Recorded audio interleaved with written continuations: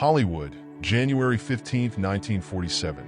A city shimmering with the allure of fame and success, where dreams are born and stars are made. But on this cold winter morning, something far darker than fame took center stage. The body of 22-year-old Elizabeth Short, later infamously known as the Black Dahlia, was discovered in a gruesome state. Her murder became one of Hollywood's most notorious unsolved cases, and over 70 years later, the mystery of who killed the Black Dahlia still haunts the city. Elizabeth Short was a beautiful young woman, seeking stardom in Los Angeles. But the journey from an aspiring actress to the victim of one of the most brutal and perplexing murders in Hollywood history was one filled with twists, turns, and unanswered questions. What happened to her, and who was responsible for her brutal murder? It was a typical morning for Betty Berzinger, who was walking with her young daughter down a quiet street in Limer Park, Los Angeles. As she passed what she first thought was a discarded mannequin, she was shocked to realize that it was no mannequin at all. It was a human body, mutilated and posed in a way that seemed deliberately macabre. The woman's body was severed at the waist, drained of blood, and her face was disfigured by deep cuts that extended from the corners of her mouth, giving her an eerie, clown-like smile. The police were called immediately, and what they found shocked even the most seasoned detectives. Elizabeth Short's body had been surgically bisected, and there were no signs of blood at the scene, indicating that she had been killed elsewhere. Her remains had been carefully cleaned, and the precision with which her body was mutilated suggested that the killer was no ordinary person. This was someone with medical knowledge, perhaps a surgeon, or worse, someone with a twisted fascination for death. As the investigation unfolded, the media quickly dubbed Elizabeth Short the Black Dahlia, a nickname that added an air of mystique to the case. Reporters compared her dark, striking beauty to the Black Dahlias that were fashionable in Hollywood at the time. The public became fascinated with her life and death, but in the frenzy of media attention, the facts of the case began to blur with rumors and speculation. Elizabeth Short was portrayed as a mysterious, almost ethereal figure. Some accounts painted her as an innocent, a wide-eyed dreamer who had come to Hollywood seeking fame, but fell into the wrong crowd. Others suggested that she was living a secret double life, mingling with dangerous people who may have ultimately led to her downfall. The truth, however, was far more complex. Elizabeth had moved to Los Angeles just months before her death, hoping to break into the movie industry. Like many young actresses, she struggled to make a living, working various odd jobs and staying with friends or acquaintances. Despite her striking beauty, success in Hollywood eluded her. She was known to frequent bars and clubs, trying to network with people who might help her get her big break. But those glamorous nights out also brought her into contact with questionable characters. As the investigation progressed, police honed in on a number of suspects, but none were definitively linked to the crime. The first suspect was Robert Manley, a salesman who had reportedly spent time with Elizabeth in the days leading up to her death. He claimed to have dropped her off at the Biltmore Hotel, where she said she had plans to meet her sister.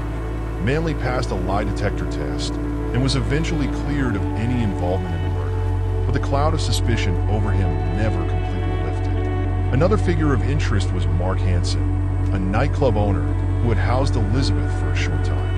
He was known for being friendly with young actresses and aspiring starlets, but he was also rumored to have a darker side. Although the police found no direct evidence linking Hansen to the murder, his proximity to Elizabeth's life kept him in the spotlight as a possible suspect. As days turned into weeks, the police followed leads, but they were soon overwhelmed by the volume of false confessions. Over 60 people claimed responsibility for Elizabeth Short's murder, some seeking attention, while others believed they had genuinely committed the crime despite having no knowledge of the details. The police found themselves chasing dead-end tips, and the case began to stagnate. One of the most intriguing developments in the case came when a series of letters, allegedly from the killer, were sent to the Los Angeles Examiner newspaper. These letters were carefully constructed, using cut-out words and letters from magazines, and they boasted about the crime.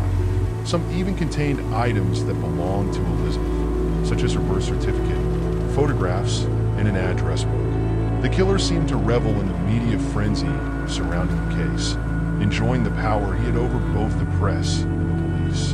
The letters were taunting, and they suggested that whoever was behind the murder was not only meticulous but also narcissistic, someone who wanted to control the narrative of the investigation. The public followed these developments with morbid fascination, each new letter intensifying the mystery. But despite the psychological profile that was emerging, the police were no closer to identifying the person responsible. As years passed, various theories about the Black Dahlia murder emerged. Some investigators believed that ElizabethShort had been killed by a doctor, owing to the surgical precision with which her body was mutilated. One of the most prominent theories was that Dr. George Hodel, a wealthy and eccentric physician with a checkered past, was involved. His own son, Steve Hodel, a former LAPD homicide detective, later accused his father of the crime in a book published decades after the murder. Dr. Hodel's history of criminal behavior, along with his access to medical knowledge, made him a compelling suspect. It was even revealed that Hodel's home had been bugged by the LAPD during a separate investigation, and one chilling recording captured him allegedly saying, "Suppose I did kill the Black Dahlia. They can't prove it now. They can't talk to my secretary because she's dead." Despite this, no charges were ever brought against him, and his involvement remains speculative.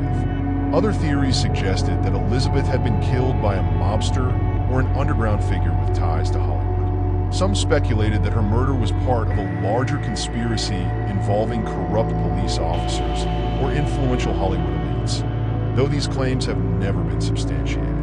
As the years went by, the case of the Black Dahlia remained unsolved, and the myth surrounding ElizabethShort only grew. The brutality of the crime, coupled with the media frenzy and the lack of concrete answers, turned the Black Dahlia into a symbol of Hollywood's dark underbelly. Elizabeth became more than just a murder victim. She became an icon of tragedy, her unsolved case a lasting reminder of the dangers that lurked beneath the glitz and glamour of 1940s Los Angeles.